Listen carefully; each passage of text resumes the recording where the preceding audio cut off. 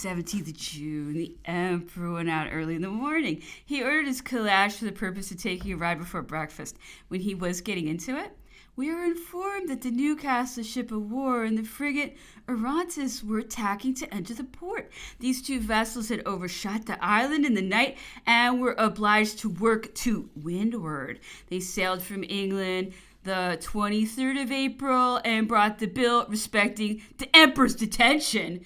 The English legislature had sanctioned by law the determination of ministers on that subject. The commissioners of Austria, France, and Russia were on board of these vessels. In the course of the day, the emperor, speaking of the forms and costumes which he had established and of the etiquette which he had introduced, said, I found it a very difficult thing to give myself up to my own inclinations. I started into public notice from the multitude. Necessity compelled me to form a state of external importance, to model a certain system of solemnity, and a word, to establish an etiquette. I should otherwise have been every day liable to be slapped on the shoulder. In France, we are naturally inclined to misplaced familiarity, and I had to guard myself particularly against those who had at once, without any preparatory study, become men of education. We become courtiers very easily. We are very obsequious in the outset and addicted to flattery and adulation, but unless it be repressed, a certain familiarity soon takes place which might, with great facility, be carried as far as influence. It is well known that our kings are not exempt from this inconvenience. Here the emperor alluded to a very characteristic anecdote of the time of Louis XIV, that of the courtier, of the number of whose children that prince inquired at his levee. For, sire, was the reply, the king having had occasion to speak to him 2 or 3 times in public during the day, but precisely the same question to him. Pray, sir, how many children have you got? The answer was unfortunately the same. For, sire, at length the king was at play in the evening. He repeated the usual question. How many children have you got? 6, sire. How the plague can that be? Said the king. For if I recollect rightly, you told me you had before. Really, sire, I was afraid of fatiguing you with the constant repetition of the same thing.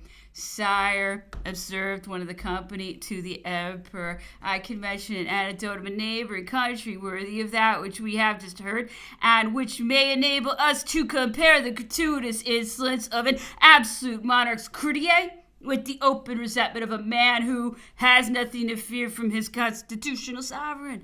A person moving in the circles of a high life in London had to complain of a great personage by whom he had been very ill used, and pledged himself to his friends to have ostensible satisfaction, having learned that the great personage was to honor very brilliant party with his presence. He attended himself at an early hour and placed himself near the lady of the house.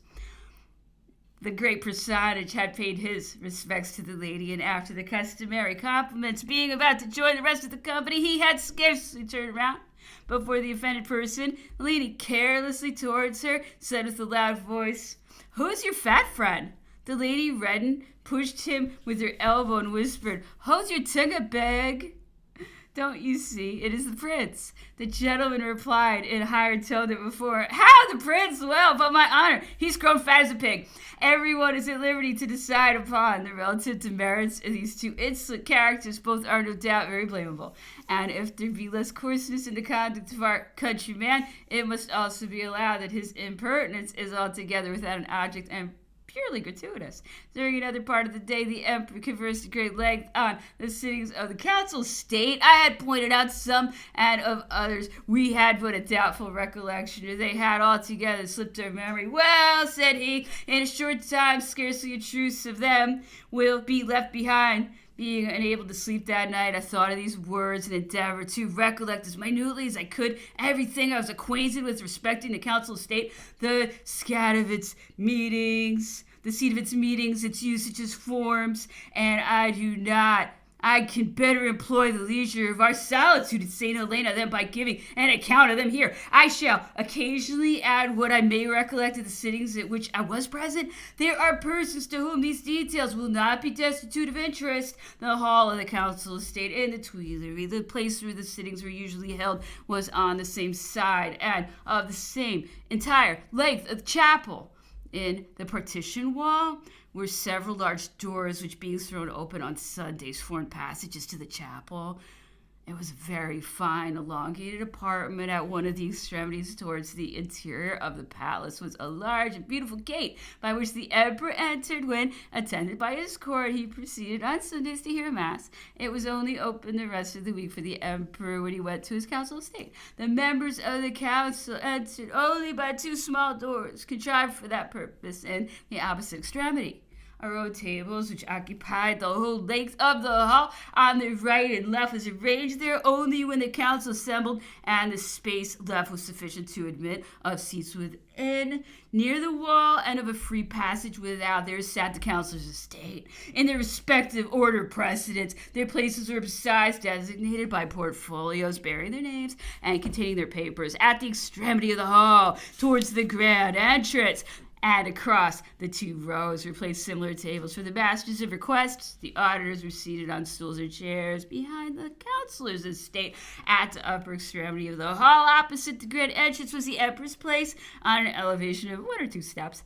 There was his armchair and a small table covered with a piece of rich tapestry and furnished with all the necessary articles, with papers, pens, ink, penknives, and which were also laid before the members of the council. At the right of the emperor, but below, and on a level with us, was the Prince Arch-Chancellor, with a separate small table. On his left, the Prince Arch-Treasurer, who attended very seldom. And finally, at the left of the latter, Monsieur Locro, who drew up the official account of the proceedings. When any princes of the family happened to be present, a silver table was placed for them on the same line and according to their respective rank. If any of the ministers were present, and they were all at liberty to attend whenever they pleased, they took their places at the side tables at the head of the council's estate. The enclosed space was empty, and none ever passed through it but the emperor or the members of the council when proceeding to take the oath of allegiance to him. The ushers moved silently about the hall for the service of the members.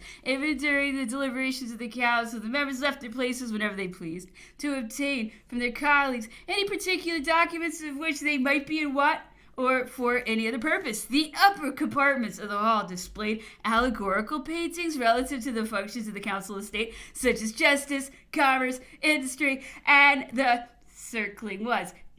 ceiling was decorated with the beautiful picture of the Battle of Austerlitz by Gros. Thus, under one of the most glorious laurels with which he ennobled France, did Napoleon preside over its internal administration. It was in that place that for nearly 18 months I enjoyed the inestimable advantage, the unparalleled satisfaction of attending twice a week sittings, so interesting by their special objects and rendered still more so by the constant presence of the emperor, who seemed to be the soul and life of the deliberations. It was there that I have seen him protract the discussions from 11 in the morning until 9 at night, and display at the conclusion as much activity, copiousness, and freshness of mind and understanding as he did in the beginning, while we were ready to sink down with weariness and fatigue. While the court was at St. Cloud, the council was held there, but when the sitting was to take place at too early an hour that it was likely to last long, the emperor adjourned the proceedings until the members could take some refreshment, which was served up in the adjacent apartment on small tables most magnificently supplied.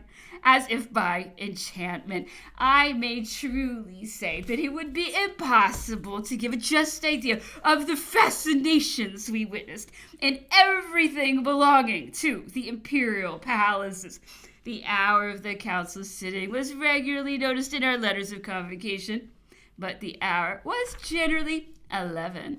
When a sufficient number of members was present, the Arch-Chancellor, who was always there first, and who presided in the emperor's absence, opened the sitting and called the attention of the council to what was then called the little order of the day, and which solely embraced simple matters of a local nature and of mere form.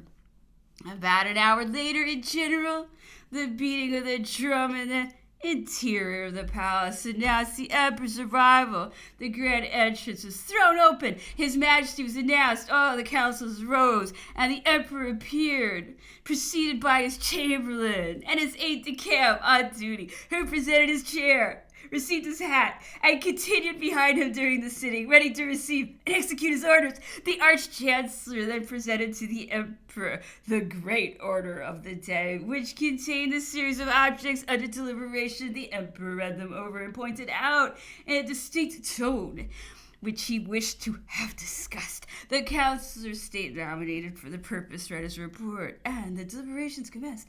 Every member was at liberty to speak if several rose at the same time. The order of precedence was regulated by the emperor.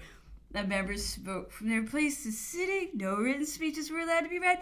It was requisite that they should be made extemporaneously. When the emperor thought the question, in which he usually took no inconsiderable share himself, sufficiently discussed, he made a summons of the arguments, which was always luminous and frequently marked with novelty and point, came to a conclusion, and put it to the vote.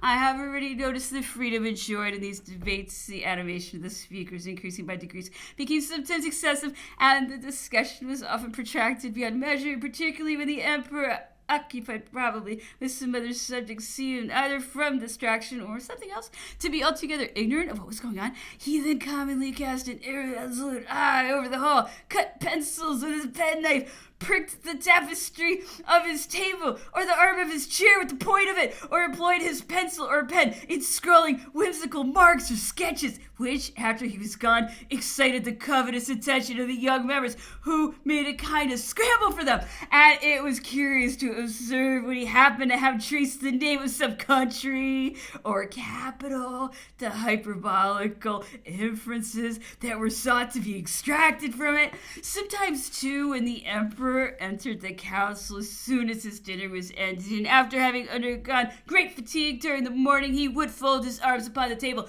lay down his head, and fall asleep. The Arch-Chancellor proceeded with the deliberations, which were continued without interruption, and the emperor, on awakening, immediately caught up the thread of the discussion, though the previous subject might have been ended and another introduced. The emperor often asked for a glass of water and sugar, and a table in the adjoining room was always laid out with refreshments for his use, without any precautions being adopted as to the individuals who were permitted to approach it. The emperor, it is well known, was in the habit of taking snuff almost every minute. This was a sort of mania which seized him chiefly during intervals of abstraction. His snuff box was speedily emptied, but he still continued to thrust his fingers into it or to raise it to his nose, particularly when he was himself speaking. Those chamberlains who proved themselves most expert and assiduous in the discharge of their duties would frequently endeavor, unobserved by the emperor, to take away the empty box and substitute a full one in its stead.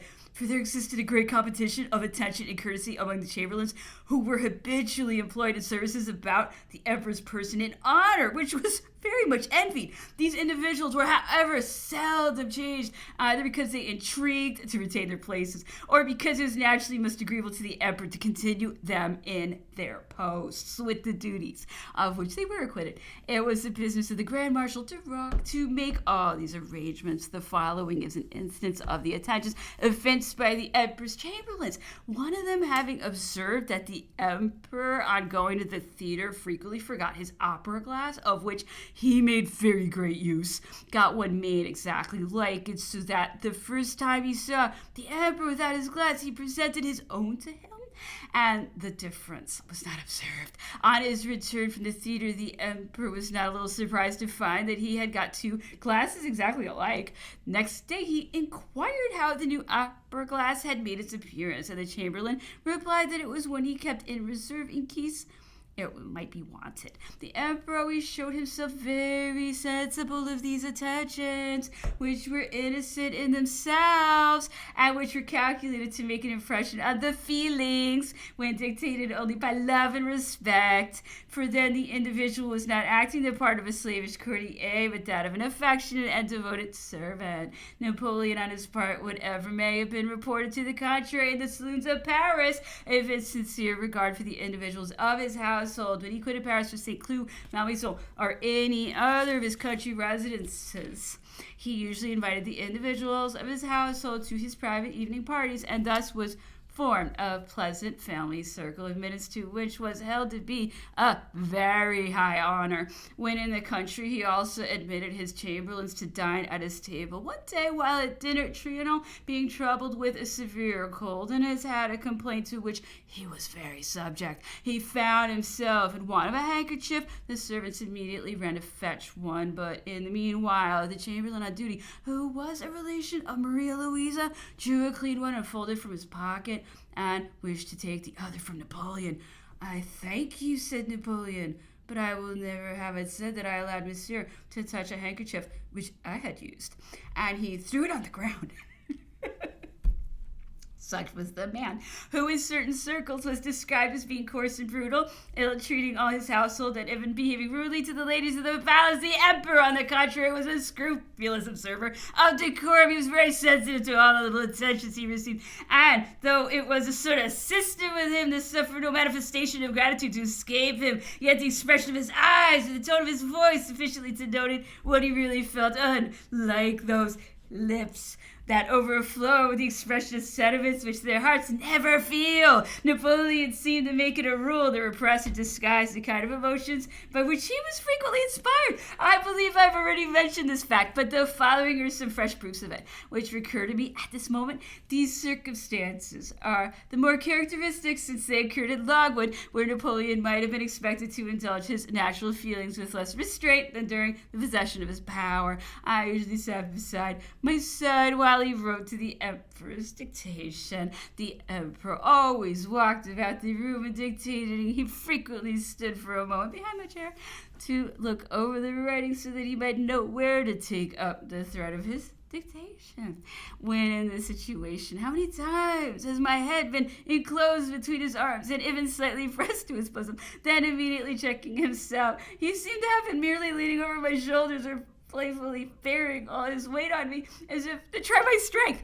The emperor was very fond of my son, and I have often seen him bestow a sort of manual caress on him, and then, as it were, to do away with the effect of his motion. He would immediately accompany it by some words uttered in a loud and somewhat sharp tone of voice. One day, as he was entering the drawing room, in a moment of good humor and forgetfulness, I saw him take Madame Bertrand's hand and affectionately raise it to his lips. But suddenly, recollecting himself, he turned away in a manner that would have had a very awkward effect had not Madame Bertrand, with that exquisite grace for which she is so peculiarly distinguished, removed all embarrassment by impressing a kiss on the hand that had been extended to her. But these stories have carried me very far from my subject. I must return to the Council of State. All the reports, plans, and resolutions and decrees which we had to discuss were printed and distributed to us in our own houses. There was one subject, for example, relating to the university, which was perhaps 20 times drawn up. Others lingered for a length of time in the portfolios and were totally dropped without any cause being assigned. On my return from my mission to Holland, just after I had been created a member of the Council of State, I rose up to speak on the subject of conscription.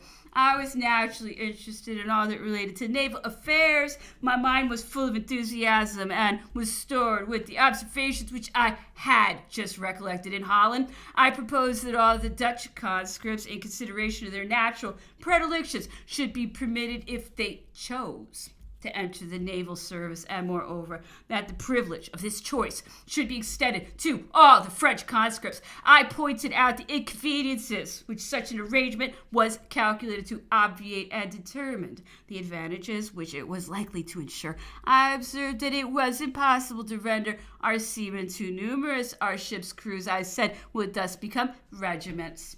The same men would at once be sailors and soldiers, gunners and pontooners. We should obtain double service at the same rate of pay. My speech had, up to this point, been as favorably received as I could wish.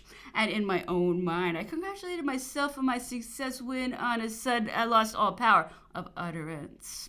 The train of my ideas immediately became disconnected, and I stood mute and confounded without knowing where I was or what I was doing. This was the first time I had ventured to speak, and I had made an extraordinary effort to surmount my natural diffidence. Profound silence reigned in the assembly. 100 eyes were fixed on me, and I was ready to sink under the weight of my embarrassment. I had no alternative but to confess my painful situation, to tell the emperor frankly that I would rather be in a battle, and finally to ask permission to conclude my address by reading a few lines written from a paper which I had brought with me. From that moment, however, I never felt any wish to speak in the Council of State. I was completely cured of all desire to exert my eloquence in future, but in spite of this unfortunate circumstance, my brief address had attracted the notice of the emperor. For a few days afterwards, the aide-de-camp on duty, Count Bertrand,